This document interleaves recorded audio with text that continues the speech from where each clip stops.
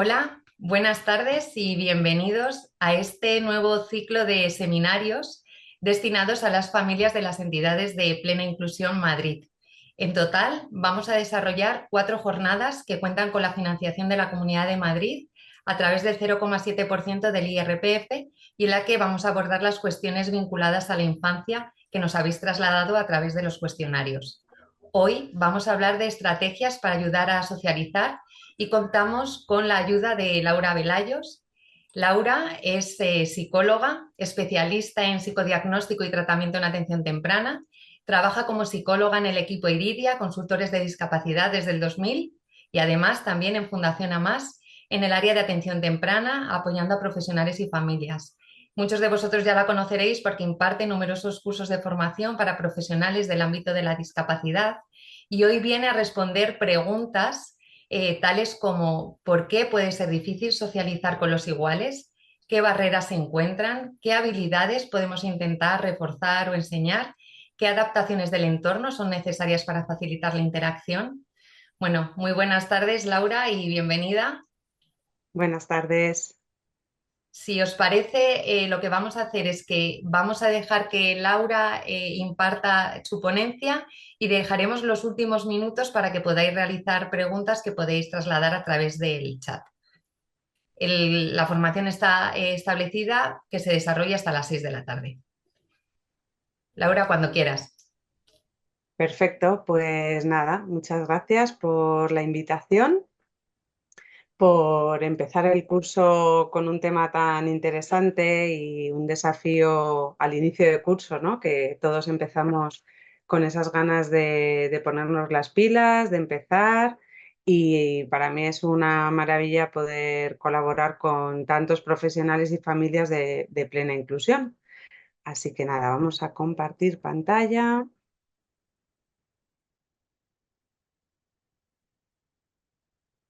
Bueno. Pues como veis, el título es muy amplio. Estrategias para ayudar a socializar. Es un tema demandado por las propias familias del grupo de plena inclusión. Entonces, no nos vamos a dedicar a hablar de una población concreta con un diagnóstico, sino que vamos, ni a una edad concreta, nos vamos a hablar directamente de cosas generales para ayudar a socializar. El seminario va destinado a familias.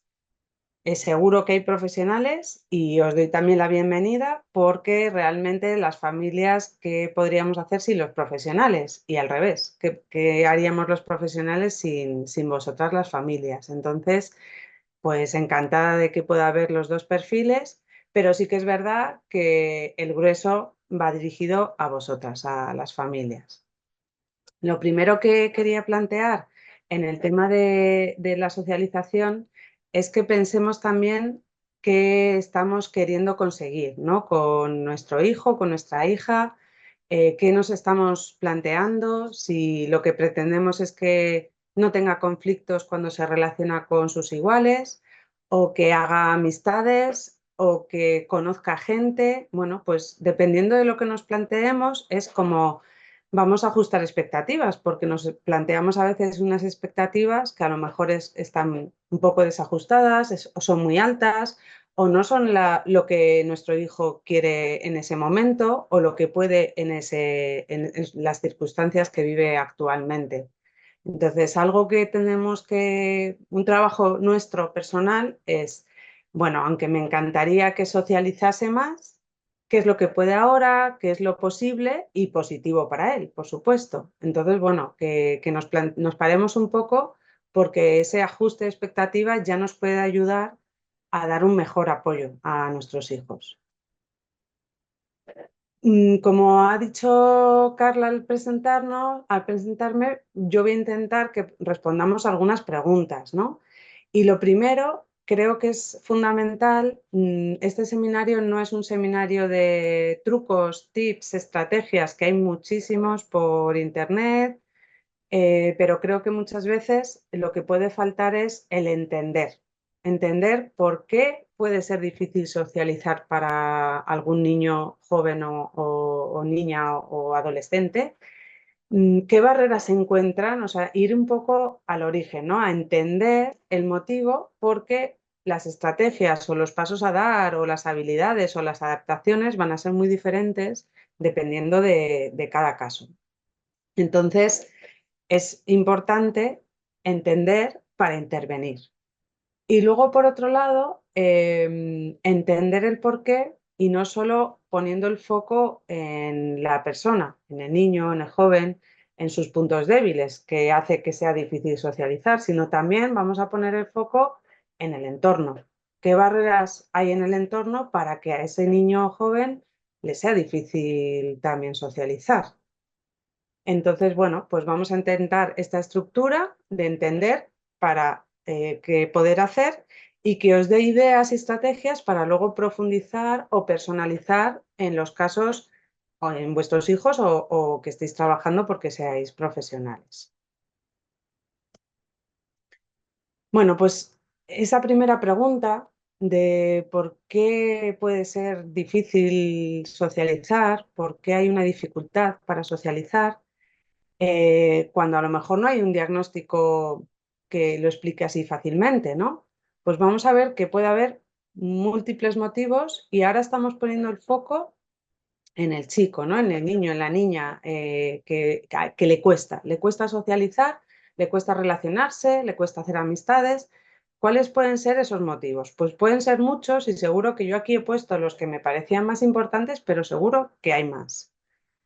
Los puntos débiles más frecuentes, el primero que yo he puesto es que existan dificultades en la comunicación. Cuando hay dificultad en la comunicación y puede ser expresión o comprensión. Por ejemplo, si hay dificultades para expresarse, va a ser muy difícil que se relacione adecuadamente, porque si no puede expresar sus ideas y expresar es opinar, comentar, saludar, elegir, negarse, rechazar, nos expresamos para muchas cosas. Si la persona no se expresa como sus iguales, le cuesta, lo hace de una manera más sencilla, más básica, a lo mejor no hay lenguaje oral, tiene un sistema aumentativo, pues eso ya puede dificultar, ¿no? Pero también puede ser que lo que le cuesta también es la comprensión, comprender a los otros, comprender las frases, las narraciones, los discursos, porque para relacionarte no solo es entender órdenes básicas, no es vamos a comer, vamos al colegio, sino que para relacionarte en las relaciones hay conversaciones, hay una dinámica muy fluida y muy rápida, ¿no? Entonces, puede ser sencillo que comprendamos que si la persona le cuesta comunicarse, expresarse y comprender, pues al final eso le cuesta tanto que vaya evitando esas situaciones y se vaya relacionando menos. O si no lo evita, utiliza estrategias para compensar esas dificultades y las propias estrategias pueden ser negativas para la interacción social. Es decir, si a mí no me apetece jugar a este juego más, a lo mejor lo que hago es dar un manotazo, porque así paran de jugar, pero claro, los otros se enfadan, porque no lo he dicho de una manera ajustada, ¿no? Y entonces la comunicación es como la base que ayuda a relacionarnos, a jugar, a interactuar. Entonces, la comunicación cuando falla, pues puede fallar por muchos motivos. Puede fallar por un trastorno del lenguaje, un trastorno grave en el lenguaje, pero puede fallar porque haya un retraso en la adquisición de ese lenguaje, porque vaya más despacio. Puede fallar, hay muchos diagnósticos que implican una dificultad en la comunicación. Entonces, es un punto débil que es muy marcado, que si está muy marcado va a haber claras dificultades para relacionarse. Esto es como de perogrullo, ¿no? Un punto débil frecuente, si me cuesta relacionarme, es que mis habilidades sociales son escasas, ¿no? Y como habilidades sociales, pues hablo desde habilidades para iniciar, habilidades para mm, negociar, para adaptarme a los demás, para entender si es apropiado lo que estoy haciendo, si ya estoy aburriendo a los demás.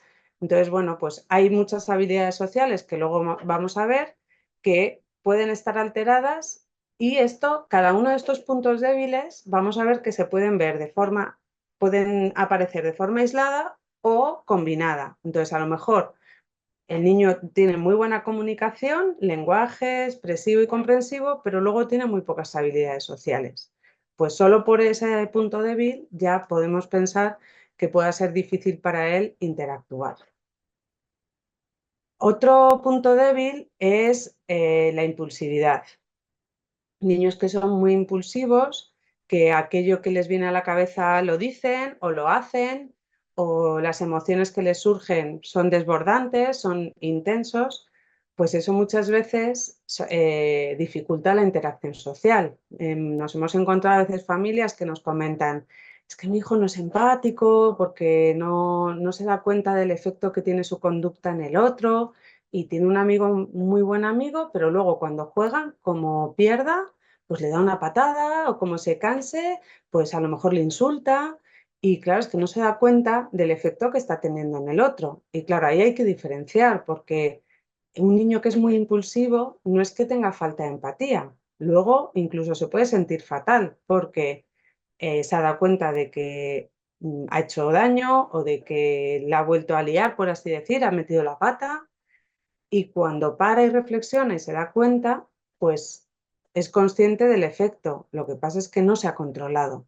Entonces, la impulsividad implica falta de autocontrol, escasa inhibición y eso perjudica mucho a las relaciones sociales, porque claro, en las relaciones muchas veces tengo que inhibir mis ganas de hacer algo porque le toca al otro, o si yo sé la respuesta o quiero participar, a lo mejor no es mi turno. Si me emociona algo mucho y me apetece, a lo mejor no lo puedo tocar en ese momento porque es el otro el que está más cerca. Entonces, la impulsividad hace que esos niños metan muchas veces la pata, que interrumpan en la dinámica, que molesten, por así decir, y lo que puede costar mucho además es que los otros entiendan esa impulsividad. Muchas veces es pues, que se controle como si fuese fácil controlarse. Entonces, justamente su punto débil es que no pueden controlarse. No es que no quieran, sino es que no pueden controlarse. Y esa impulsividad pues afecta a muchas áreas, pero aquí nos estamos centrando en el área social, ¿no? No había salido en la diapositiva, en la anterior, las dificultades para jugar. Si a mí me cuesta jugar porque no entiendo las normas, porque mi juego es muy básico, muy sencillo, no sé realizar un juego muy elaborado, imaginativo y creativo, me cuesta seguir las normas complejas en los juegos o entender lo que hay que hacer, lo que no se puede hacer, pues claro, ¿qué sucede con el juego y la relación social? Que al inicio de la infancia hacemos relaciones sociales en el juego. Las amistades surgen jugando. Bueno, que el juego es la base de todo, del aprendizaje, de la interacción, de la comunicación. Entonces, si a los niños les cuesta jugar, pues la relación social va a ser complicada para ellos, ¿no? Volviendo al área de impulsividad, muy relacionado, pero que no siempre es lo mismo, es la hiperactividad, el exceso de movimiento, el exceso de activación.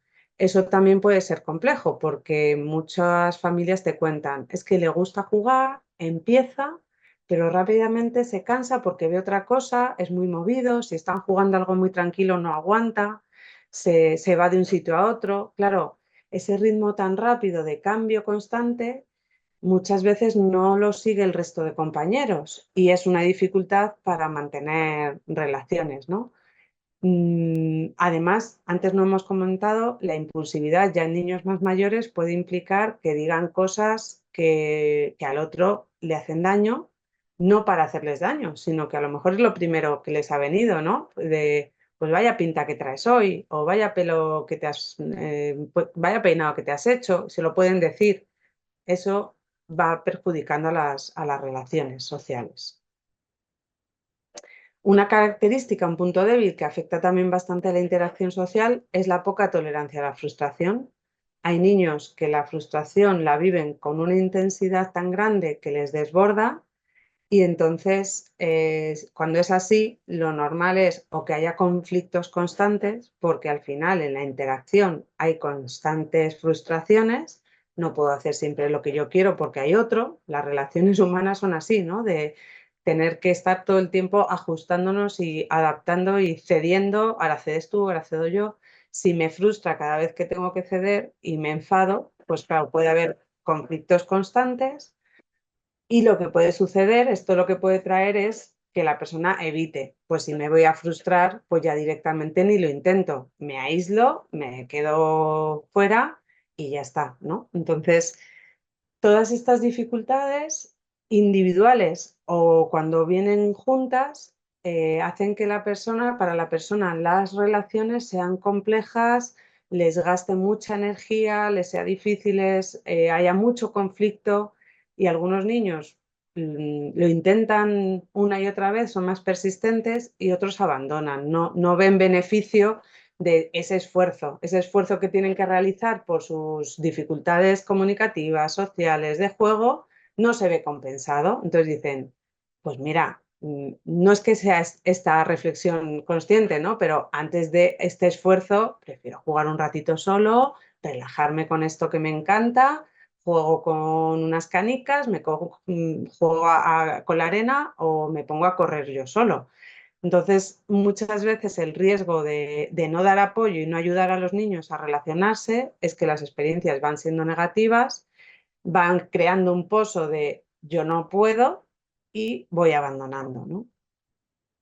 Otro punto débil también puede ser que el chico o el joven lleve como un ritmo más lento. En discapacidad intelectual esto es muy frecuente, que necesiten más tiempo para expresarse, para entender lo que sucede, para reaccionar. Y claro, los niños cada vez son más rápidos en los juegos a medida que van en los juegos, en las conversaciones, en las bromas, en el intercambio y entonces ese ritmo lento les va afectando y les va dejando como más excluidos, ¿no? Si el ritmo de la interacción es muy fluida y muy rápida, ellos se van quedando atrás. Y el tener intereses diferentes es algo que también es muy obvio, pero que está en la base muchas veces de no conectar con el otro, porque para relacionarse, para la amistad, necesitas conectar. Normalmente podemos pensar en nuestras amistades y es verdad que no tenemos como que tener los mismos intereses, pero algo nos une, ¿no? Hay algo, un interés, hay algo que te hace conectar para que tengas puntos de encuentro o actividades que te gusta hacer con esa persona, o temas, o hobbies, o viajes, bueno, algo que te haga estar a gusto. Si los intereses son muy diferentes, pues no encontramos estos puntos de conexión, ¿no? Pueden ser intereses diferentes porque sean intereses más sencillos o menos maduros. Si, por ejemplo, estamos en una edad de 12 años, pues a lo mejor el niño es más infantil, pero a veces no es así, a veces al revés, que niños a lo mejor de 3 4 años les gusta temas muy elaborados y no encuentran conexión con los demás, porque a ellos les gustaría estar hablando de unos temas y de unos intereses que los demás desconocen, que no les motivan y claro, eso también pues les deja un poco desconectados y aislados. En general, con esto qué quiero decir, que podemos analizar un poco cuál es el punto débil que explica que les sea difícil relacionarse y conectar con los demás, ¿no? Aquí poniendo el foco en el niño, en el joven, en nuestro hijo o hija. Y yo lo que os animo es a que no pensemos es que no quiere, sino que no puede.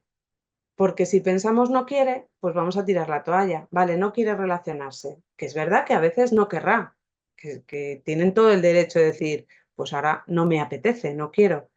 Pero si encontramos estos puntos débiles, va a ser más frecuente que es que no puedo, no me siento hábil, no conecto con los demás, me siento perdido y ante este no puedo me salga el mejor me voy.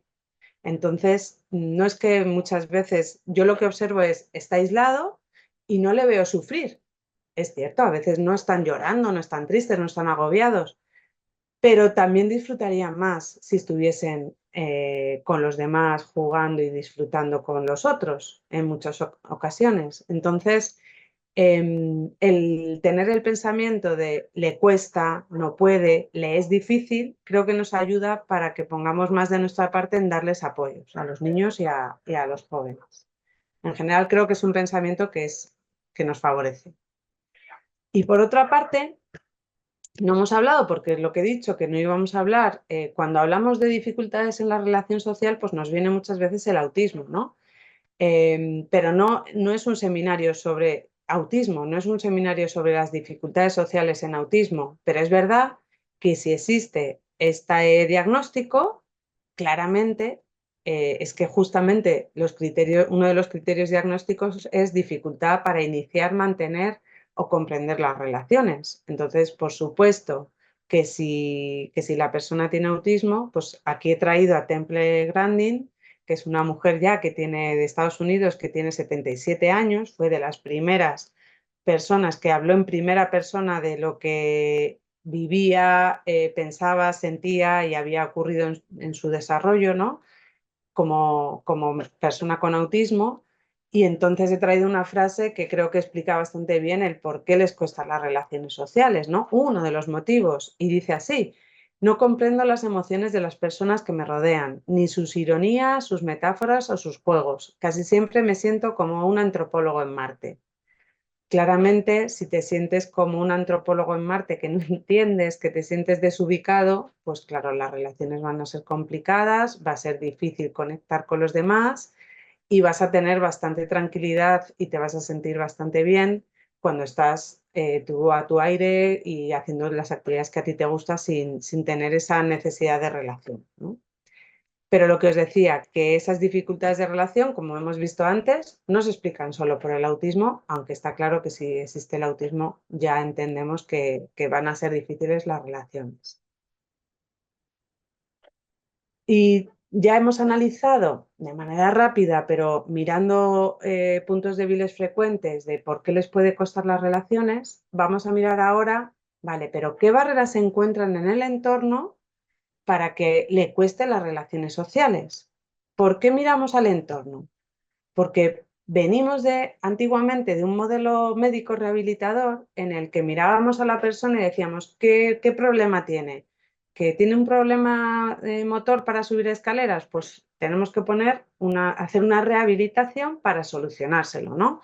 Sin embargo, ahora estamos en un modelo más social y ecológico de la discapacidad en el que combinamos la discapacidad, las dificultades, los puntos débiles, como lo queramos llamar, con las barreras del entorno, y eso es lo que hace que ahí es donde observamos el funcionamiento de la persona. ¿Cómo funciona la persona? Pues depende de las barreras del entorno y de los facilitadores. Es decir, una persona que necesita una silla de ruedas no va a funcionar de la misma manera en la imagen de la izquierda, cuando hay escaleras o mecánicas o normales, pero son todo escaleras, a la imagen de la derecha, que hay una rampa.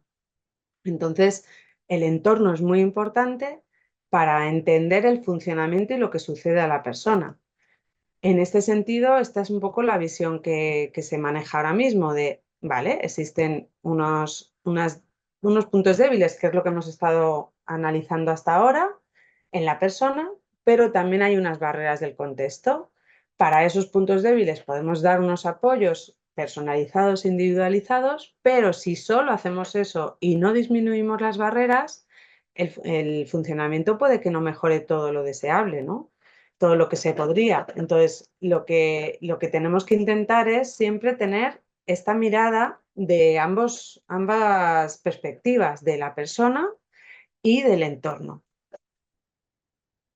Y en ese sentido, pues las barreras no solo son arquitectónicas, que estas son las que ya tenemos como más claras, aunque hay mucho trabajo todavía por hacer, pero son las que tenemos más interiorizadas, pero también podríamos decir que hay unas barreras más cognitivas o más humanas, que son las barreras que nos impiden relacionarnos de una forma fluida, ¿no? Las barreras para las relaciones. Ahí podemos encontrar también muchas, como hemos visto antes con los puntos débiles de las personas. Lo primero, muchas veces los espacios son difíciles de entender, los lugares.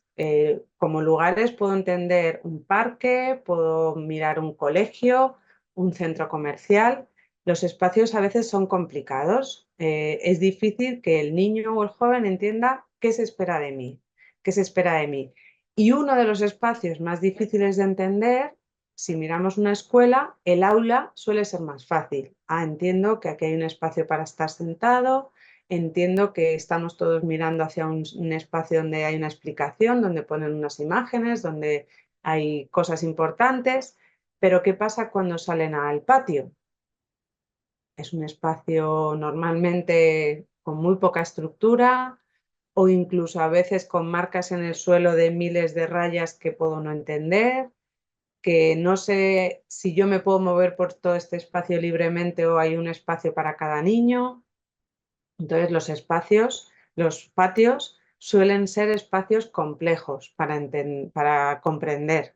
Para comprender, además, el tiempo. El tiempo muchas veces es una barrera porque el tiempo no es comprensible. ¿Cuándo empieza y termina un patio, por ejemplo? ¿Cuánto tiempo me queda para estar jugando? ¿Cuánto tiempo puedo estar en esta actividad y cuándo se cambia a la otra? Entonces, una barrera que puede tener el entorno es que el tiempo no sea comprensible para los niños. O las normas que no estén claras, que no sean visuales, que no se sepa, pues que aquí sí se puede correr y sí se puede jugar a la pelota, pero en esta zona del patio a lo mejor no. En ese sentido, si miramos a los patios, en todo el momento de COVID, cuando se abrieron las escuelas, los patios ahí en ese momento, pues había muchas marcas visuales, ¿no? De hasta dónde puedes estar, porque como había el tema de las burbujas y todo esto, pues estaba todo visualmente mucho más marcado. Hasta aquí puedes estar, qué recorrido puedes hacer. Y muchas veces nos contaban que había chicos que estaban mucho más a gusto en un patio así, más estructurado, más visual, en el que no era todos los niños por todo el patio, sino tu clase va a estar aquí, entonces salgo al patio y me encuentro con mis compañeros, no les tengo que estar buscando por todo el colegio. Entonces, bueno, pues es un ejemplo claro de que hay una barrera en el espacio para que sea comprensible y sencillo. No, los patios no son muy amigables para los niños, ¿no? Y los parques, pues dependiendo, ¿no? De cada parque, pero podemos un poco tener esta mirada, ¿no? De este espacio es comprensible y amigable o es complejo, tiene mucho ruido, invita a mucha activación cuando no se debe hacer en ese momento, por ejemplo. Entonces, bueno, pues tenemos que mirar a ver si el espacio es facilitador o es una barrera. Pero luego también están todas las barreras actitudinales, es decir, lo que las personas piensan, las atribuciones que hacen. Hasta ahora estábamos hablando de entorno físico y ahora pasamos al entorno social. Entonces, eso puede ser una gran barrera, porque lo que el otro piense y atribuya, pues puede influir muchísimo en los apoyos que dé, sobre todo, y en cómo se relacione con nuestros hijos. Entonces, pues ahí existen estas barreras actitudinales. Con todo esto, ¿qué podemos hacer? Pues lo primero es analizarlo, o sea, pensarlo, sentarnos, reflexionar nosotros y con los profesionales que conocen a nuestros hijos para saber de dónde partimos, ¿no? De qué puntos fuertes, puntos débiles tiene, pero luego también os animo a decir, ¿y qué puntos fuertes tiene? Porque claro, aquí hemos estado analizando lo que le cuesta y lo que le está dificultando la interacción, pero yo os animaría a decir, ¿y de dónde tiramos? Porque si tiene intereses similares a los compañeros, eso es un punto muy fuerte. Si es un niño o una niña como sonriente, con buen humor, que no se enfada fácilmente, pues eso es un punto fuerte también. Si es un chico que se adapta bien a las circunstancias, si es un chico divertido, si es un chico activo, pues también puede ser un punto fuerte porque puede conectar con otros que le gusta la activación. Entonces, bueno, no tendría solo la mirada de qué le cuesta, sino también cuáles son sus fortalezas, de dónde nos podemos apoyar y qué habilidades vamos a intentar reforzar. Aquí en qué podemos hacer vamos a tener también las dos visiones. ¿Qué habilidades podemos intentar reforzar, pero también qué adaptaciones del entorno vamos a intentar facilitar? Por la misma razón que decíamos antes, vamos a intentar reforzar o enseñar habilidades, pero esto, reforzar o enseñar habilidades es algo que es a largo plazo, no sabemos hasta dónde va a llegar a aprender cada niño o cada joven y entonces no podemos solo poner el foco en es que tienes que saludar mejor, es que tienes que tolerar perder, es que tienes, ya bueno, pues vamos a intentar que lo aprenda, que se ajuste, que lo lleve mejor, pero si es un punto muy débil, pues a lo mejor eso va a ser ahí más frecuente que le salga ese punto débil. Sin embargo, tendré que trabajar también con el entorno, que le conozca, que se adapte, que se ajuste. Entonces, siempre tenemos que tener esta doble mirada. Y como familias también, lo que no me gustaría es que de este seminario os vayáis con más debería. Tendría que, le tendría que, debería enseñarle, porque ya muchas exigencias nos ponemos como familias como para que de un seminario os llevéis más. Entonces, estos son sugerencias, son cosas que podemos fomentar en el día a día, pero que tampoco está en nuestras manos porque en muchas horas nuestro niño va a socializar y a relacionarse fuera de casa. Entonces ahí hay que soltar, hay que confiar en los profesionales, intentar crear equipo y hay que también confiar en la evolución y en el proceso que puedan llevar nuestros hijos, ¿no?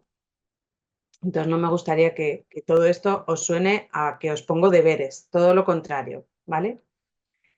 ¿Qué habilidades sería positivo reforzar para que la persona pueda relacionarse mejor? Pues lo primero, juego. Lo primero, hemos dicho antes que el juego es la base de toda la interacción social. Entonces, hay que jugar mucho con nuestros hijos. O sea, si no sabe jugar, hay que enseñarle.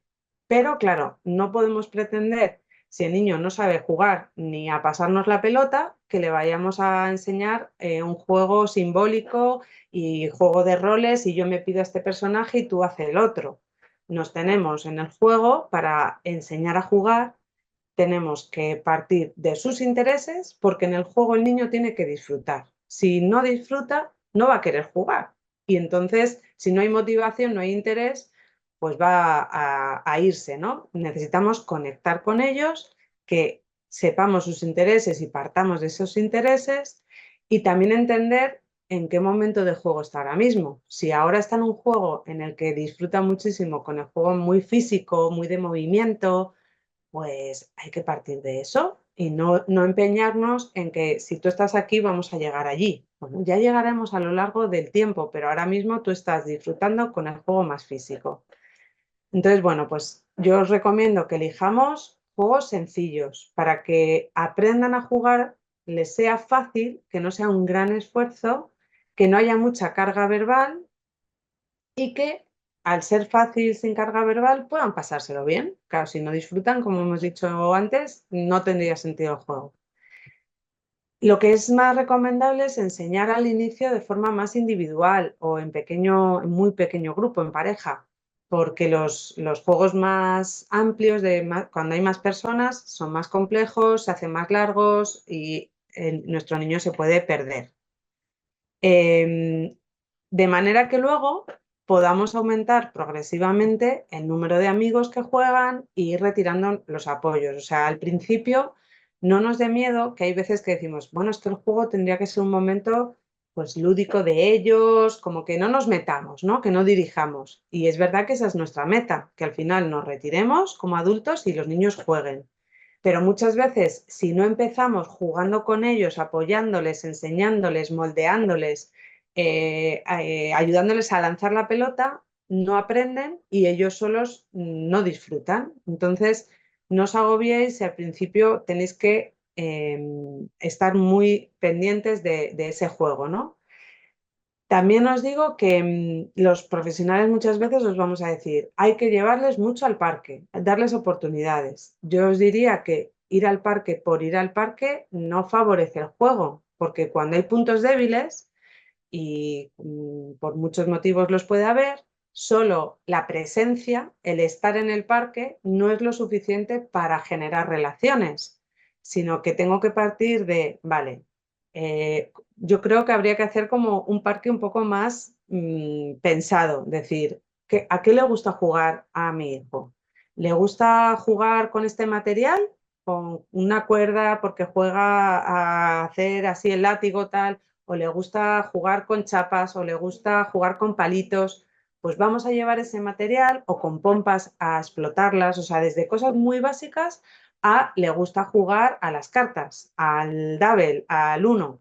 Pues yo lo que os recomiendo es, sí que hay que jugar mucho con nuestros hijos o conseguir que jueguen con otros niños, pero nosotros somos el puente, entonces hay que dar oportunidades de presencia, hay que llevarles, pero no solo llevarles, hay que enseñarles previamente, ¿no? Entonces, hay juegos más sencillos que son más fáciles, con un principio y un final muy claros. Los juegos cortos, es mejor empezar juegos más cortitos, que haya varios juegos, que uno que sea muy largo y se nos pierda y se nos aburra y se nos vaya en mitad de juego, ¿no? Es más fácil juegos por parejas, por grupos pequeños, hasta llegar a un grupo grande. Ya con esto que estoy diciendo, pues por ejemplo, jugar al fútbol entendemos que es difícil porque pues no es un juego corto, es un juego con muchas normas. Lo siguiente sería que los juegos deben tener normas sencillas y que sean visuales. Aquí solo hay una pelota, muchas veces no sé ni en qué, ni dónde la tengo, cuál es mi campo y cuál es el del contrario y dónde tengo que meter la pelota. Entonces, el fútbol, la verdad es que si le gusta el fútbol, fantástico, porque va a ser un motivo de inclusión y de compartir intereses con los demás, pero es complejo como juego. Luego, dar apoyos visuales, si hay material, si hay algo, por eso muchas veces cuando los colegios nos dicen, no, no, no se puede sacar nada al patio, dices, pues es que justamente eso es lo que le va a costar, porque cuando no hay un material, todo el juego es con cosas que hablamos, con normas, con lenguaje, y a veces nuestros chicos ahí se quedan fuera, ¿no? Y juegos, pues a veces, pues físicos como el pilla-pilla. Pero aquí la verdad es que mi experiencia es que cada vez se va dando más importancia al juego en las escuelas, por ejemplo, a los juegos tradicionales, a los juegos de mesa. Entonces, bueno, pues ahí tendríamos que estar un poco pendientes de dónde conecta mejor mi hijo. En juegos más tradicionales al aire libre o en juegos de mesa que sean de azar o que sean de estrategia o los juegos así que hay que estar muy pendientes de las modas, de qué se lleva ahora la peonza, de repente sale la goma, el diablo, son cosas que van y vuelven, ¿no? Pero los juegos de moda son importantes. O los cromos, que no es un juego, pero casi hace de juego, ¿no? Y luego juegos al aire libre, pues más complejos que se pueden hacer en el parque también. Entonces, si descubrimos un interés, enseñamos a jugar a ese niño, le enseñamos porque lo ponemos fácil, porque las normas a lo mejor las ponemos incluso visualmente, porque le guiamos nosotros, luego podemos ir soltando para que él vaya disfrutando sin tanta ayuda, ¿no? Pero ahí os lo dejo, que podríamos estar haciendo solo un seminario de juego. Por otro lado, la tolerancia a la frustración, que hemos hablado que puede ser una dificultad, pues es importante que los niños toleren la frustración, enseñar a perder. O sea, las relaciones sociales constantemente tienen frustraciones y el juego hay un momento en que se pierde. Por lo tanto, esto hay que entrenarlo. Esto es como el gimnasio, cuando vas mucho es cuando ya el músculo se acostumbra, pues si tengo poca tolerancia a la frustración y me frustro muy pocas veces porque mi entorno me lo pone fácil para que no me enfade, al final no lo tolero, ¿no? Entonces, bueno, pues puedo hacerlo a dosis pequeñitas y dar información por adelantado. Puede que pierdas, puede que ganes, puedo usar apoyos visuales, el pictograma de interrogación de no sabemos lo que va a pasar, pero el caso es que no evitemos que nuestro hijo se frustre, sino vamos a acostumbrarle a pequeñas frustraciones. A mí había una mamá que me decía, ¿por qué siempre que vienes a darle apoyo a mi hijo le llevas la contraria? Y digo, hombre, no le llevo la contraria para fastidiarle, sino es que estoy entrenando un poco ese músculo para que se acostumbre a que no todo sale como él quiere. Entonces, que se acostumbre en este entorno seguro a pequeñas frustraciones. Aprender a ocupar el tiempo libre. Muchos chicos lo que les sucede es que en el patio sales y dices, ¿y ahora qué hago? ¿En qué me entretengo? No hay nada pautado, estructurado. Y esto puede ser muy difícil. Hay niños que en este entorno se mueven como pez en el agua, son muy creativos, generan ideas, podemos jugar a esto y ahora, y genial. Y muchos chicos de los que estamos hoy hablando, con puntos débiles en estas áreas, les cuesta mucho, pero tienen la necesidad de divertirse. Entonces, si de repente descubro que tirando del pelo salen corriendo detrás de mí, de repente me he dado cuenta de que genero un pilla-pilla tirando del pelo. Claro, al final es un conflicto, es un problema, pero porque no se me ocurre, no planifico bien a qué puedo jugar, ¿no? Ante esta situación, pues podemos enseñarles opciones. Este simple panel de elección de jugar de, oye, acuérdate que en el patio podrías jugar a, o en el parque, vamos a ir al parque, mira, podemos jugar a pa, y les damos las opciones de los juegos que le gustan, que sabe jugar, que acepta, ¿no? O estructurarlos más y decir, es que primero vamos a jugar a esto, después esto sería, lo otro es más libre para que él elija y aquí ya es estructurarlo más. Lo ideal es que el niño en su tiempo libre se lo gestione, sí, pero si no sabe hacerlo, hay que dar apoyos y estos apoyos son importantes. El apoyo visual para estructurar, planificar, le puede dar mucha tranquilidad a un niño. Y, por supuesto, habilidades a reforzar en cuanto a la comunicación, ¿no?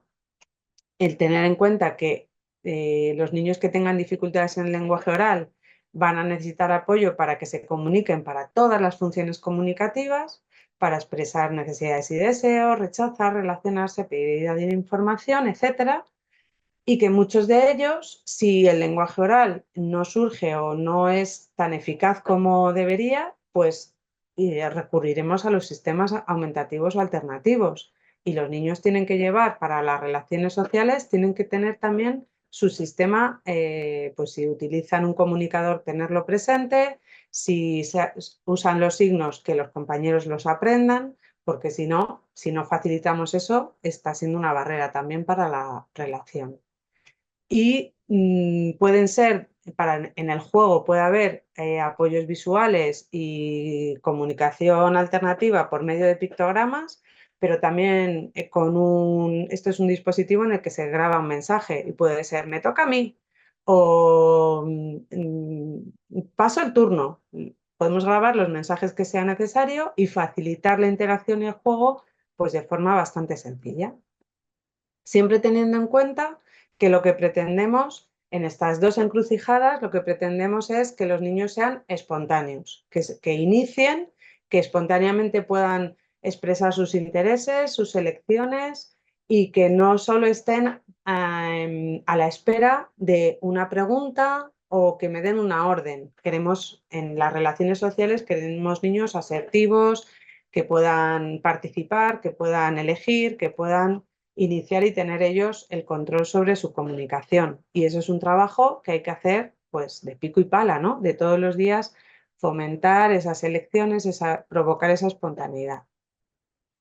Y por último, otra habilidad a reforzar es la negociación, desde negociaciones muy sencillas para que los niños aprendan a que tengo que ceder, pero me pueden dar aquello que me interesa, ¿no? En las relaciones sociales las negociaciones son importantes, podemos hacer moldeamiento para que ayudarle, podemos usar el contagio emocional, la información visual para que recuerde esa negociación que hemos hecho e intentar hacer las negociaciones en afirmativo, con solo una acción a trabajar, ¿no? De, vale, pero primero jugamos a esto, que es lo que no le apetece seguramente, y después, y lo que él haya elegido, ¿no? Y ponerlo fácil al inicio. Entonces, a lo mejor tenemos dos juegos, uno que no le gusta tanto y otro que sí, que le encanta jugar a la música de las sillas, al juego de las sillas.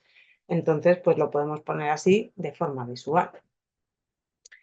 Y luego, por supuesto, la enseñanza de habilidades sociales como tales, ¿no? Y en habilidades sociales hay muchísimas habilidades a enseñar que yo solo lo que quería nombrar es que en autismo, por ejemplo, sí que existe un programa especial dedicado a enseñar las relaciones sociales, que es el programa PEERS de Elizabeth Lawson, y que al inicio era un programa que iba dirigido a adolescentes y son las habilidades que hay a la derecha son las dirigidas a los adolescentes que hacen grupos de juego, de relación con otros, con chicos todos con dificultades. En concreto en esta población, o sea, este programa es para autismo y entonces cada día tiene un tema, hacen muchísimo análisis de vídeos para analizar pues pequeñas grabaciones sobre los temas que van a tratar y luego se ensayan ellos con role-playing y se llevan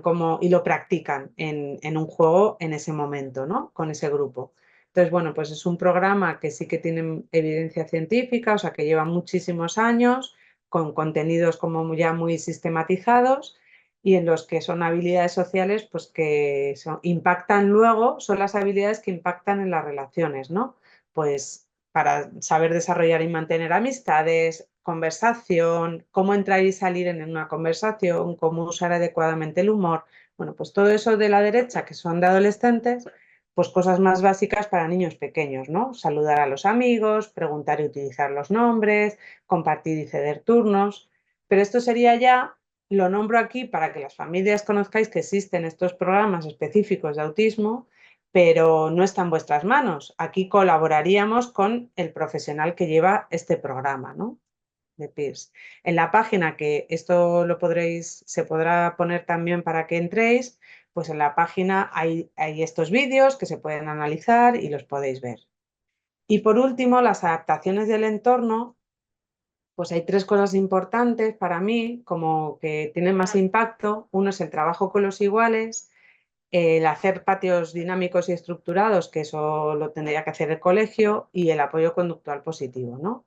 El trabajo con iguales, pues bueno, si hacemos un buen trabajo con los iguales, al final conseguimos apoyos naturales de calidad que están constantemente con nuestros hijos y sobre todo si conseguimos que comprendan lo que sucede, que sean sensibles a que todos somos diversos, que todos tenemos puntos débiles y puntos fuertes, pues van a ser apoyos. Cuando el niño no sepa iniciar, habrá un compañero que le ayude a meterse en el juego. Cuando se enfade entenderán que es que él no se sabe controlar. Entonces, bueno, los iguales, la verdad, que cuando se trabaja desde muy pequeños, los frutos que se recogen son muy rápidos, ¿no?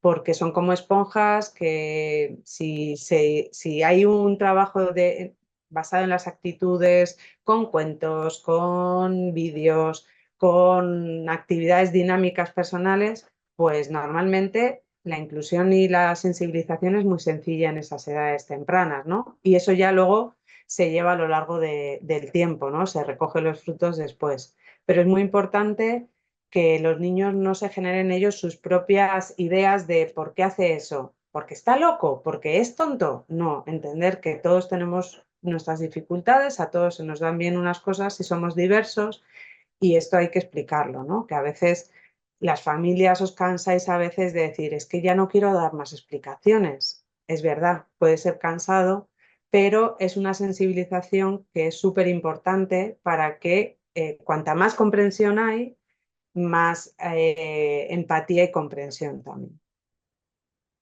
Y por otro lado, los patios dinámicos ya cada vez se hacen en más colegios, se llame así o se llame de otra manera.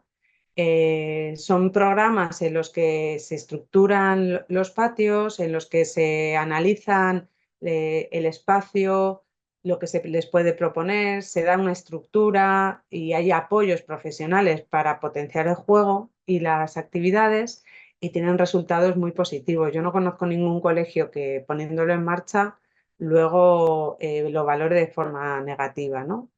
Entonces, bueno, pues os he puesto algunas páginas, incluso hay un vídeo que no nos da tiempo ya a verlo, pero es del Colegio Público Palomeras Bajas, donde se habla de lo positivo que tiene el implantar un programa de patios dinámicos y que os recomiendo que lo podáis ver. Y para terminar, pues siempre una adaptación del entorno es que el entorno se anticipe, tenga la metodología y la visión del apoyo conductual positivo, en el que la intervención es más proactiva que reactiva. Entonces, comprendo que ese niño tiene necesidades, que necesita ser visto, que necesita ser valorado, que necesita pertenecer, que necesita divertirse y que la conducta que pueda aparecer quizá no sea la esperada y la ajustada, pero que lo que nos está diciendo es que hay una necesidad que no está cubierta y entonces en vez de reaccionar cuando meta la pata, voy a prevenir y entonces voy a anticiparme, voy a facilitarle la interacción, voy a hacer patios dinámicos para que le sea más fácil. Es decir, en vez de ir apagando fuegos constantemente y que el niño viva las relaciones como un conflicto constante, pues vamos a prevenir y vamos a anticiparnos para que las relaciones sean más gratificantes para ellos y se sientan mejor y quieran seguir intentándolo, ¿no? Por último, quería terminar con esta frase porque creo que refleja muy bien, es como un mantra que yo también me digo muchas veces, ¿no? Pues quiéreme más cuando menos me lo merezco porque es cuando más lo necesito, en el sentido de que es verdad que los niños meterán la pata y habrá conflictos sociales, pero en ese momento es cuando más necesita que le apoyemos, que le entendamos y que le queramos para que conectemos con ellos, entendamos lo que les está pasando, cuál ha sido ese punto débil o esa barrera del entorno y podamos dar soluciones y pasos a dar. Pues hasta aquí hemos llegado, para dejar un poquito de tiempo para algunas preguntas, para algún comentario que queráis hacer. Muchas gracias, Laura. Yo creo que ha quedado clarísimo lo que comentas. Podéis poner vuestras preguntas a través del chat para que Laura os responda en estos últimos minutos. Hay una pregunta que nos dicen si vamos a subir luego el enlace con la charla. Estará colgado en YouTube una vez que lo editemos. La verdad es que a mí me ha encantado la charla. Voy a dejar aquí unos minutos para que la gente se anime a escribir. Y de lo que dices, yo destacaría dos cosas. Uno, la importancia, ¿no?, de ajustar las expectativas y dos, de personalizar, ¿no?, de hacernos esas preguntas que dices, viendo las dificultades que tienen las personas, también esas capacidades, esas fortalezas que siempre las hay y luego también incluir las dificultades que sean en el entorno, ¿no? Y a partir de ahí no hay recetas únicas, cada niño, cada adulto, cada persona es un mundo y habrá que ir viendo cómo podemos trabajar esas habilidades o esas adaptaciones en el entorno. Eh, Me ha gustado mucho. Muchas gracias de verdad, Laura, porque me parece que has conseguido hacer ese marco para que entendamos un poco por qué existen estas dificultades para socializar. No Sí, sé a mí me si parecía importante que nos llevemos eso, preguntas. ¿Qué podemos indagar? ¿Qué podemos? Porque si no, podríamos haber hecho un listado de juegos, por ejemplo, pero creo que no sirve de nada, ¿no? Creo que es mejor analizar, tener una mirada más de vamos a investigar qué está fallando, ¿no? ¿Qué está pasando? Para que podamos poner respuestas. Y luego que como familias no nos sintamos con el peso de tengo que ayudar yo a mi hijo a socializar. Bueno, voy a poner de mi parte, voy a poner mi granito de arena, porque es verdad que si yo juego todos los días o si fomento la comunicación, va a ser positivo, pero que no nos sintamos como que está en nuestras manos todo o en nuestro tejado, porque eso al final es una exigencia que vamos a vivir y nos va a generar culpa por todos los lados, porque no vamos a poder cubrir esa exigencia que nos ponemos nosotros, ¿no? Entonces, mucho cuidado con eso, que el seminario no quería ir por ahí. eso es verdad. A ver, una preguntita por aquí. ¿Cómo abordar el rechazo de los iguales cuando es un hecho? La dificultad con el otro. Claro, o sea, el rechazo muchas veces, o sea, el rechazo puede ser más por desconocimiento, cuando es que hay, entiendo que el hecho es que hay motivos, o sea, que por ejemplo ha pegado. Entonces, bueno, pues es que claro, eso genera rechazo, porque si me pegas y me pegas frecuentemente, pues ya no voy a querer jugar contigo. Entonces, ahí hay que ayudar, por un lado, lo del apoyo conductual positivo es, si sé que le va a ser muy difícil durante el juego controlarse, voy a estar cerca para intentar evitar que se produzca, intentar, porque no voy a conseguir que siempre, que evitarlo siempre, ¿no? Eso por un lado. Y por otro lado, el intentar que el otro entienda que no lo hace para molestar, que no lo hace porque sea malo, sino que no se controla, ¿no? Esto hay una edad que no es fácil, que los niños dicen, ¿cómo que no va a poder? Es verdad que puede ser difícil y por eso decía lo de la impulsividad, porque eso cuesta. Es que me ha pegado, claro, pero que sepas que es que nos ha controlado, que él no sabía. Entonces, bueno, pues intentar ahí el poner las palabras que a lo mejor el niño no ha sabido decir y el explicar el motivo, ¿no? Que no es que quiera hacer daño, sino que en ese momento cuando siente rabia, pues no. A ver qué contesta otra vez. Me refiero a cuando son objetos de burla y ellos no se dan cuenta. Se limita, se interviene. Ah, vale. Entonces es otra situación. Yo creo que si estamos presentes en un momento en el que hay burla hacia ellos o que hay un rechazo explícito, yo creo que sí es bueno intervenir.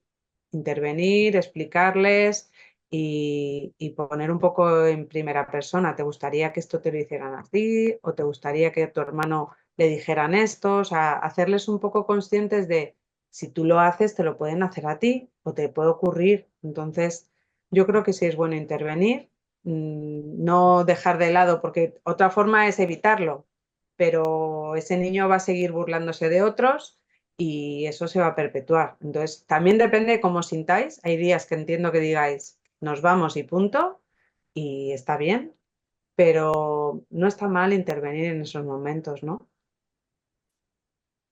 Muchas gracias, Laura. No sé si hay alguna otra pregunta.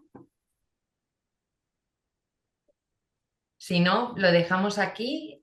Muchas gracias de verdad, Laura, por... Hay otra pregunta, Carla. Ay, mira, que me las dejo, si llevas razón. Si tiene juegos más sencillos y en el parque se va con niños más pequeños, ¿dejo que lo haga o disfrute o sigo haciendo de mediadora con sus iguales?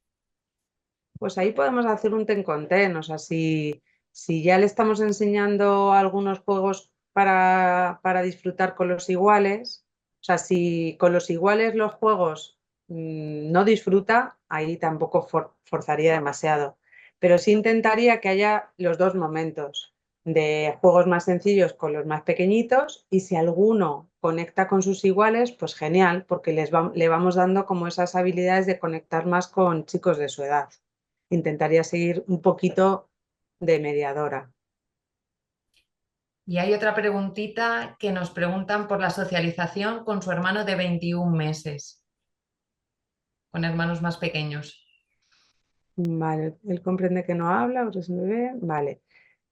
Bueno, yo creo que ahí hay que darle el modelo. Hay que darle el modelo de cómo se trata al pequeño, cómo le podemos cuidar, conectar en los juegos que el pequeño pueda hacer y esperar un poco a que el pequeño vaya generando habilidades, porque es verdad que cuando los pequeños no tienen mucho juego, pues a veces no es fácil conectar. Entonces, intentar sobre todo buscar momentos, aunque sean breves, pero de conexión, que consigamos que conecten, que disfruten, aunque sea de cosquillas un ratito, pues eso ya es socializar y enganchar con los hermanos, ¿no? Vale, ahora parece que sí, ya no tenemos más preguntas. Muy bien. Gracias, Laura, por este rato compartido, a las familias por vuestra asistencia y os recuerdo que la siguiente sesión la tendremos el 10 de octubre y será sobre itinerarios vitales ante la mayoría de edad. Muchísimas gracias y muy buenas tardes a todos. Gracias. Hasta otra.